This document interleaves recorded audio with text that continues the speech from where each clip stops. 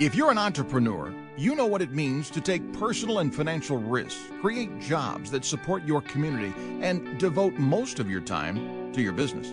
But do you know how to plan for a successful exit from your business? Do you know who should be involved in creating your succession or transition plan and the steps along the way? Welcome to Finish Big, the podcast with Mark Dorman from Legacy Business Advisors. The podcast theme is inspired by critically acclaimed business author Bo Burlingham, author of Finish Big, How Great Entrepreneurs Exit Their Companies on Top. In this podcast, you'll hear success stories of exit plans done right and pick up practical tips based on years of Legacy Business Advisors' expertise and knowledge about the largest and most important financial transaction of your life. Now, on to the show. Welcome to Finish Big, the podcast with your host, Mark Dorman. And part two, we're bringing him back again. Mark, we have once again the very special guest that you were speaking to last time. Absolutely, Wendy. So glad to welcome back for the second of two podcasts with yours truly, none other than Bo Burlingham, acclaimed business author and friend of the show. And Bo, good afternoon. How are you today? I'm fine. Thank you, Mark. Excellent. Excellent. So, Bo, when we were last together, we spoke about quite a bit about your background with Inc., the elements of conversations with Jack Stack, Small Giants, etc. And today, as we promised our visitors, we wanted to talk about Finish Big and the origin of Finish Big. So when we last left off, you had shared with us the story of the sale of the business that you profiled through Inc. magazine, and you noticed how popular that series was. And then just before we finished and wrapped up our last episode, you said you went to your publisher and said, "Hey, I have this idea for this book called Finish Big." So take us from there as to how things evolved on that timeline, if you would. I'd be happy to, Mark. When I went to the publisher, I was actually suggesting that we turn the series that we'd done in Inc. magazine into a book and called The Offer. And the publisher wasn't particularly interested in that, but my publisher, wonderful publisher named Adrian Zackheim, said, "Why don't you do something on just the whole exit process?" And I thought, oh, okay, that sounds like a good idea. And so we agreed on that. And the first thing I realized once we'd agreed on it was that I didn't know very much about it. That, in fact, we never wrote about exits in Inc. magazine. We were always writing about starting and growing companies. The only time we'd ever written about an exit was in this series with Norm Brodsky. Yes. And I think if I'm correct, that had quite the cult-like following through Inc. But as you said, Inc. has always been start your business, grow your business. But as I alluded to in our last episode, now you've got this aging out of all those readers reading this series with you and Norm, and they've all arrived at this destination called soon to be retired, thinking, what do I do now, right? Correct. And so the first thing I had to do was educate myself. And I figured that the only way I knew how to do that was to go and talk to people who had actually gone through this process or were in the process of going through it, and even some who were thinking about going through it. So that's essentially what I did. And I began interviewing, and I interviewed dozens and dozens of business owners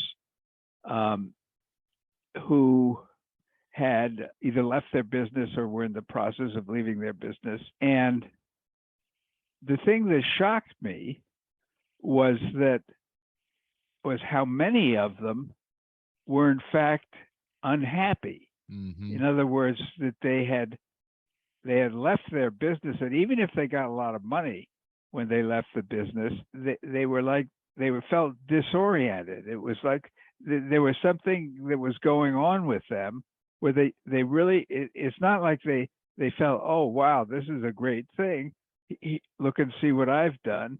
It was, oh no, what do I do now? What have I done? Yeah, what have I done? Yeah, right. And I remember the first time I picked up Finish Big, and then I actually met the gentleman you profiled in, I believe it was chapter 2, Bruce Leach. Yeah. And there was a statement that was made by you: if I'm not my business, then who am I? Right. And all of a sudden his Rolodex kind of dried up, and his contacts and the thought of no one needed him, and he wasn't the quote unquote the man anymore. Did you gather that was a common thread throughout many of the exiting owners? It was indeed, Mark. When I actually sort of analyzed it, it's not that surprising. I mean, here you've spent 20 or 30 years or however long it was building a business, and there were people who you'd worked with, and customers who you'd served, and suppliers who've helped you, and suddenly they're all gone. Suddenly, when you after the sale, you lose the whole group of people who you've been basically seeing every day for years and years and years. Mm-hmm. And you also, there's something else. There are things that we all get out of business that we're not really aware of until we don't have them anymore. Yeah. And one of them is, well, I would say the most important one is a sense of identity, in that people ask you who you are, and you say, well, I've got this company and so forth. Yeah. And afterwards, people ask you who you are, and you're not really sure what to say. Yeah, I used to own this, or I was that, right? So you're kind of, your nameplate, your professional idiom, if you will, is kind of gone. But so one of the things that I wanted to explore, amongst others, but when I'm in my exit planning practice, I really think this sense of purpose and identity is really, at least this has been my experience, and don't mean to be the least bit sexist, but I find that men carry their kind of suit of armor in their profession, in their career, in their business life a bit more than women do. Would you agree with that or disagree? I totally agree with it. And frankly, when I think about it, I mean, women, I have been married for, what is it now, 53 years. Oh, and congratulations. Thank you. And so I realize that my wife, the center of her life, she is now a professional grandmother. Oh, yeah. And before, she was a professional mother. Mm-hmm. And there's no question that the center of her life were her children and now her grandchildren. And that's really what gives her identity. Yeah, her sense of purpose. I mean, my wife Tanya, we've been married 34 years, and couldn't echo those comments anymore. I mean, it's all kids, and she can't wait for our oldest son just got married, can't wait for grandchildren. But I really have seen this where it's almost, really hats off to our female listeners out there, because more organized, easier to emotionally detach from a business career, because they know that's not it's not their identity, and certainly it is for many of our male listeners, for sure. Yeah, I'm not sure.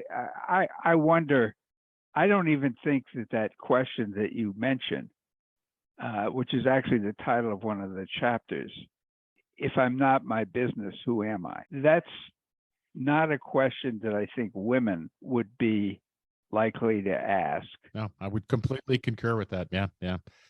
So I remember sitting with you and Bruce at the Chicago Athletic Club, and one of the things that you shared with the audience there is, and I want to talk about and explore here now, if we can, is there are 4 stages of the exit phase. I'll list them here, and then we can come back and you can maybe elaborate on them for us. But the first would be exploratory, the second strategic, The third would be the execution stage. The fourth would be the transition stage.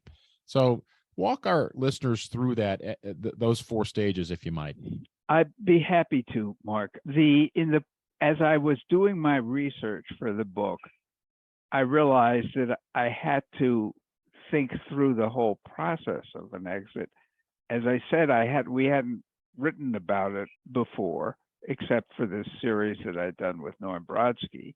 And I realized that when I looked at it, that there were actually different, I had always thought of an exit as an event. I think most business people do. In other words, they look ahead and they say, oh, yes, at some point I'm going to exit. I have to exit. Mm-hmm. Or maybe they don't even admit that. But it is more of a process, is what we inevitably have learned as we've worked with so many business owners. If you profiled so many business owners, it is really a process. And that first stage would be the exploration of what are my options and what do I want, correct? Correct. And most people, a lot of people, there aren't a lot of people who actually do that, because in the early stage, when they're building their business, their focus is entirely on having the business survive, mm-hmm. or having the business grow. They aren't thinking about that there's going to be an end to this journey that they're on. That was another realization that I had, that the exit is not an event. In fact, and that we talk about building a business as if it's sort of a construction project, but that's not a good metaphor, because it's really more of a journey. And it's a journey, like every journey, with a beginning, a middle, and the end. Yeah. And the end of the journey is not when you build a business. That's the middle of the journey. Mm-hmm. The end of the journey is when you leave that business. Yeah. And as we've talked about over the years, it's, are you leaving from something? Right. In other words, are you unhappy, or are you going to something? Right. Correct.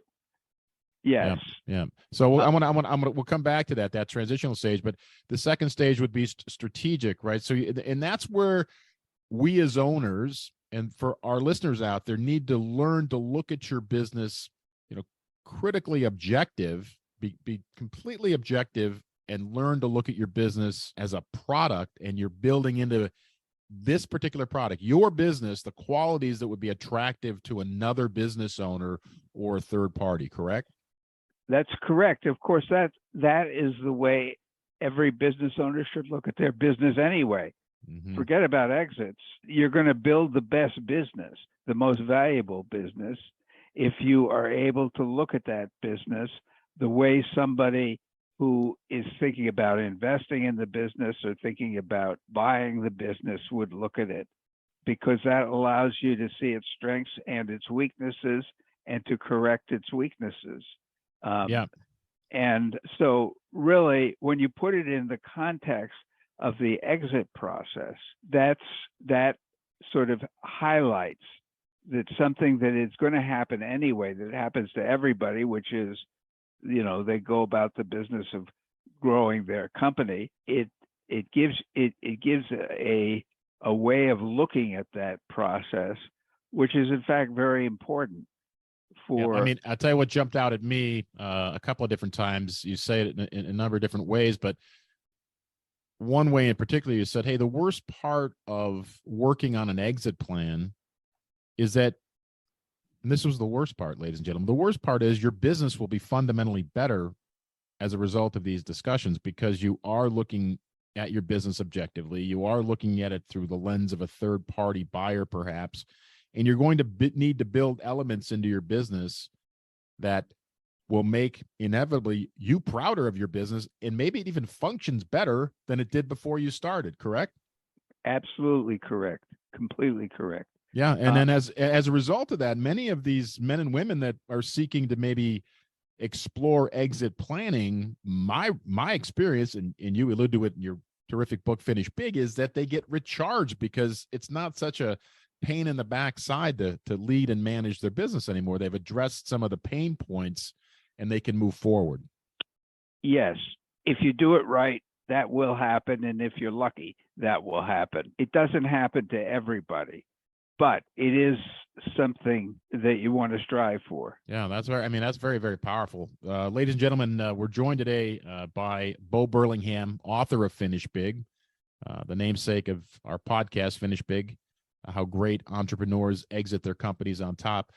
We're talking today about the 4 stages of the exit phase. We've covered the exploratory phase and the strategic phase, and we're getting to steps 3 and 4, which would be execution and transition. And my question is, in the execution phase, this is the process that you go through to get the deal done. So when I think getting the deal done, I'm thinking maybe investment bankers, lawyers, accountants, etc.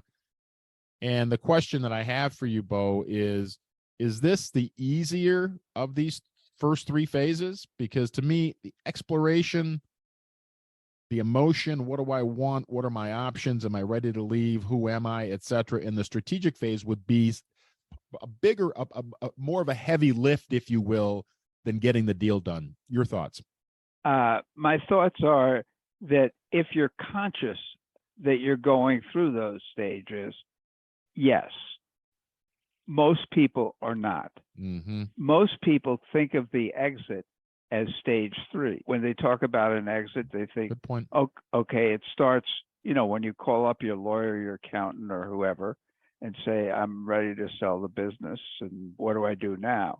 And you need help doing that. And for most people, in fact, if you go look for books on the exit, most of them will really just tell you about the execution phase. They won't go into the first and second, which are, as we've discussed, very important. But if you haven't thought about your exit at all until you get to a point where you say, I'm 60 years old and I've really got to think about moving on, or what's going to come next, or something happens, you get sick, or someone in your family gets sick, and you think, gee, I really have to, do something about the business.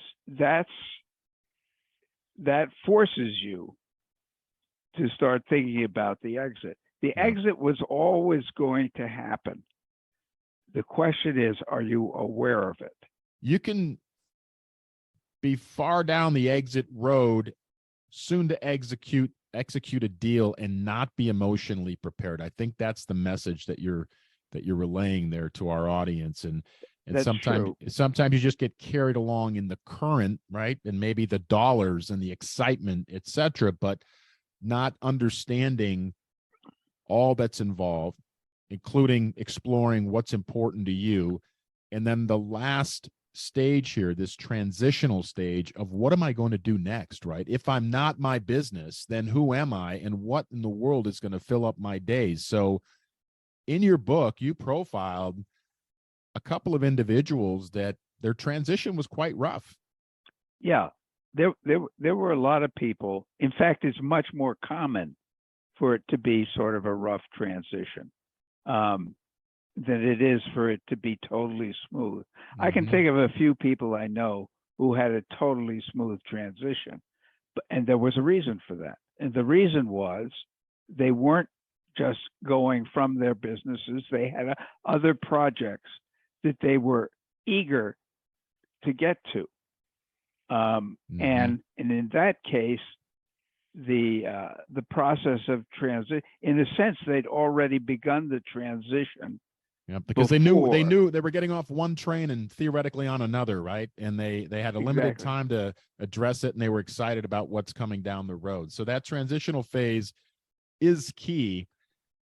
The last part of our show in this episode, if we can, I want to explore the elements of a good exit. So, let me just interject here, Mark. Sure, yeah, go ahead. The thing that people have to understand is that when they get in, if they're thinking that the exit is the execution phase, in other words, if they think the exit begins for them when they call somebody up to get help to sell their business, they do need help from other people, and they, from a variety of specialists who can help them get through that process. But they need to remember something that's important, which is when all those people who they've hired to help them through this process, their job ends when there's a deal. Mm. And the room empties. Right? Right. All the people you're working with, it's all over. And the danger is that you think it's all over for you, but it's not. Mm. They'll go on to another client. They've helped you, and now they're going to find somebody else to help. Correct. But you are still there. I mean, you haven't disappeared as a person unless you are one of those people who decides to die at your desk or to be carried out on a gurney, as one person I talked to put it, which is okay. But even in that case, if you have not done the necessary preparation and you do get carried out on a gurney, what you leave behind is a huge mess for all the people you care most about in the world. For your family, for your employees, for your customers, everybody close to you, what you're doing is dumping a big mess into their laps. Yep. And so I make the point that it's fine to have the attitude that you're going to just work until you die. There's nothing wrong with that, but that doesn't let you off from doing the necessary preparations. Oh, I mean, amen right there. Ladies and gentlemen, Bo Burlingham.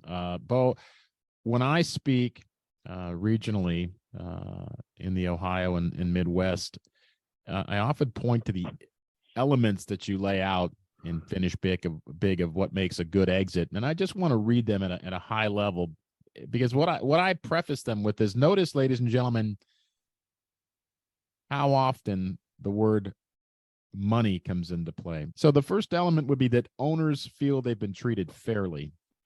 The second would be that owners feel that they have a sense of accomplishment.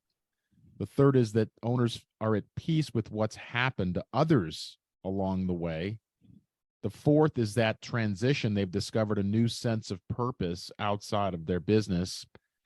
And for some, perhaps the business might even be going on better without them. And then I circle back, and I'm going to ask for your comments here.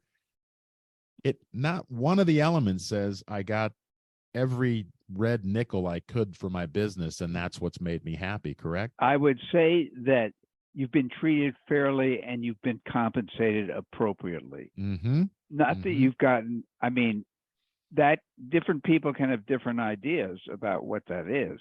That's where the money part enters into the picture. Compensated appropriately doesn't necessarily, because when we work with our clients, and as you profiled many in Finish Big and some of your other works, is they had perhaps better offers, more money, but not really better offers that met all of their exit objectives, is what we found out. Well, you're right. And for example, it's not uncommon to get an offer, but the offer involves laying off all of your employees. Then you have a choice to make. Right. Moving the business out of the community, right? Selling it and dismantling it for pieces parts, right? Destroying your legacy, pulling out of a community where you support 500, 300 families. I mean, these are all the things that go into it.